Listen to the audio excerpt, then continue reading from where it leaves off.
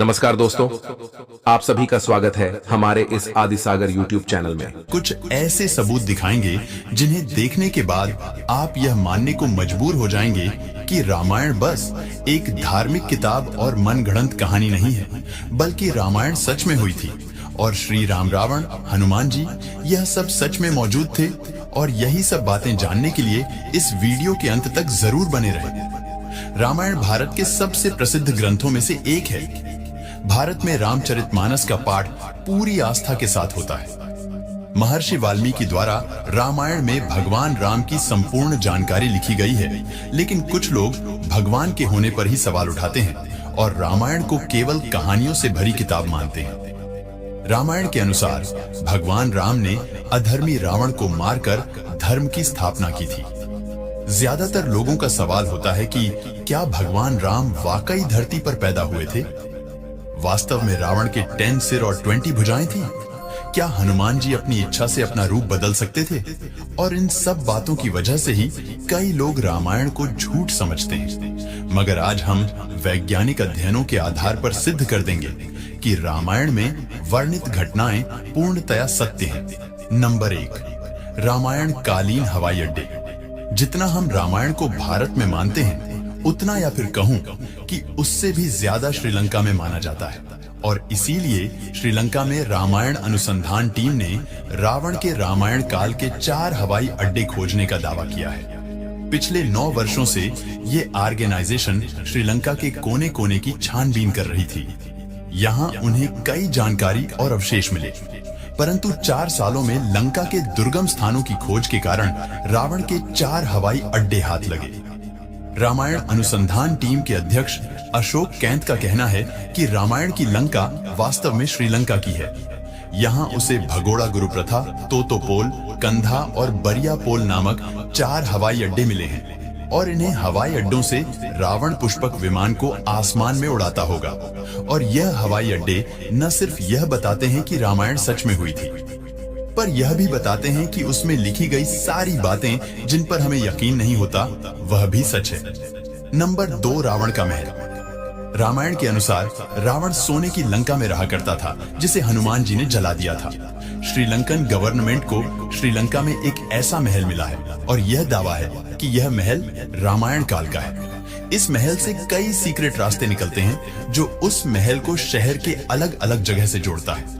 लेकिन जब research team ने इन पर रिसर्च की तो पता चला कि ये गुफाएं नेचुरल नहीं, बल्कि किसी समय में इंसानों द्वारा बनाया गया था। श्रीलंका के हिस्ट्री के अनुसार रावण शहर के अलग अलग हिस्सों में अचानक से ही प्रकट हो जाया करता था और पलक झपकते ही उन हिस्सों से गायब होकर अपने महल में पहुंच जाता था। इसलिए जानकारों का मानना है कि रावण इन्हीं गुप्त रास्तों का इस्तेमाल किया करता था।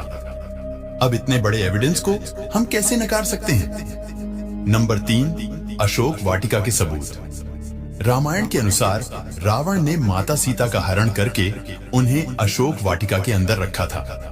कहा जाता है कि अशोक वाटिका रावण का सबसे पसंदीदा स्थान था।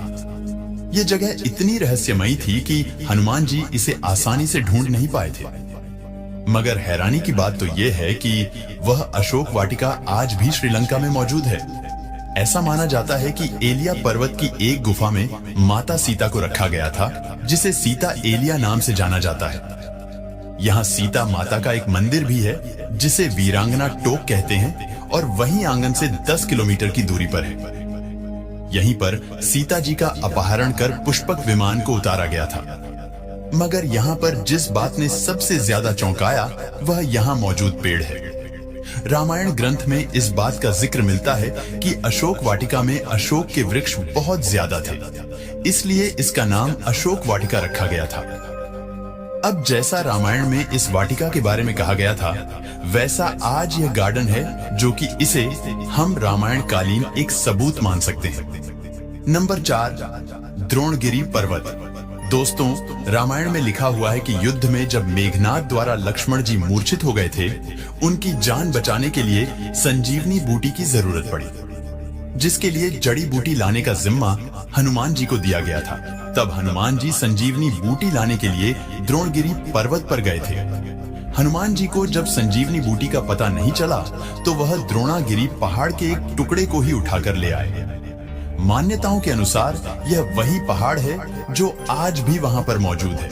कुछ लोग इसके बारे में कहते हैं कि आज भी उस पर्वत पर वह निशान मौजूद है जहां से हनुमान जी ने उसे तोड़ा था। लेकिन जिस पर्वत का जिक्र रामायण में मिलता है वहां आज भी मौजूद है। जड़ी बूटी देने के बाद हनुमान जी ने इस पहाड़ के टुकड़े टुकड़े कर इसे श्रीलंका में फेंक दिया था। जहां जहां इस पहाड़ के टुकड़े गिरे वहां के पेड़ पौधे और जड़ी बूटी बाकी जगहों से अलग होती है और सच में श्रीलंका में कई कमाल की जड़ी बूटियां मिलती हैं। श्रीलंका में हिमालय की जड़ी बूटियों का मिलना इस बात का पर्याप्त सबूत है कि लक्ष्मण जी को संजीवनी देने की घटना पूर्ण रूप से सत्य है, क्योंकि ये जड़ी बूटियों के पौधे उस स्थान पर मिले हैं जहां पर लक्ष्मण जी को संजीवनी दी गई थी, जबकि दूसरे हिस्से में इस प्रकार की कोई जड़ी बूटी नहीं मिलती। नंबर 5, राम सेतु रामायण सच में हुई थी। इसका सबसे बड़ा प्रूफ है राम सेतु। राम सेतु को एडम्स ब्रिज भी कहा जाता है और इसके बारे में पक्का सबूत तब मिल गया जब नासा ने सैटेलाइट तस्वीरें जारी की। पैसिफिक ओशियन की तस्वीर में कुछ ऐसा था जिसे देखकर वैज्ञानिक भी हैरान रह गए। पैसिफिक ओशियन के हिस्से में साफ तौर से पत्थरों की एक लाइन बनी हुई नजर आ रही थी।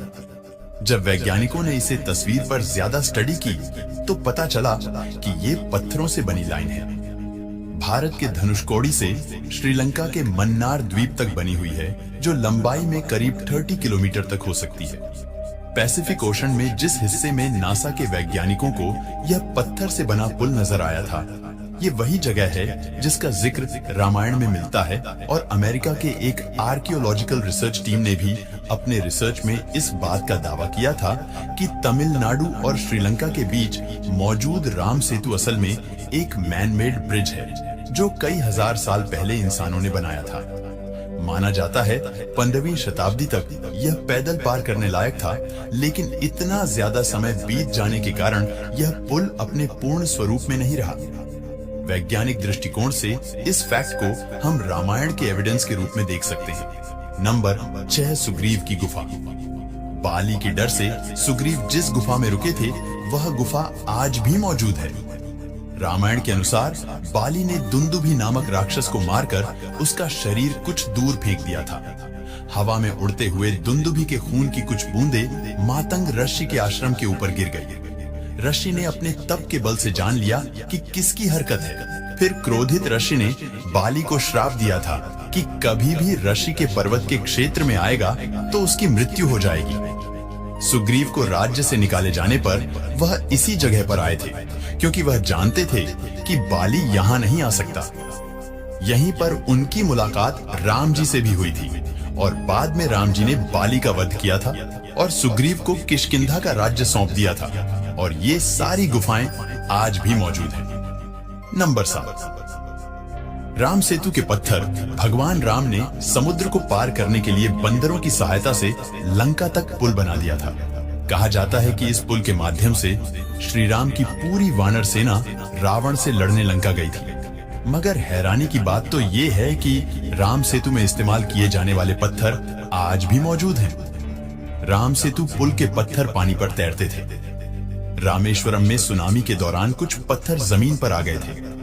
शोधकर्ताओं ने जब उन्हें दोबारा पानी में फेंका तो वह तैर रहे थे, जबकि दूसरे पत्थर पानी में डूब जाते थे।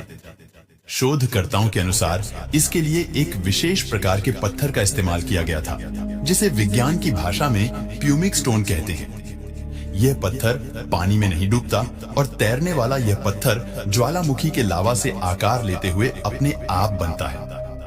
ज्वालामुखी से बाहर आता हुआ लावा जब वातावरण से मिलता है तो उसके साथ ठंडी या उससे कम तापमान की हवा मिल जाती है। यह गर्म और ठंडे का मिलाप इस पत्थर में कई तरह से छेद कर देता है, जिस कारण यह पत्थर पानी में नहीं डूबता।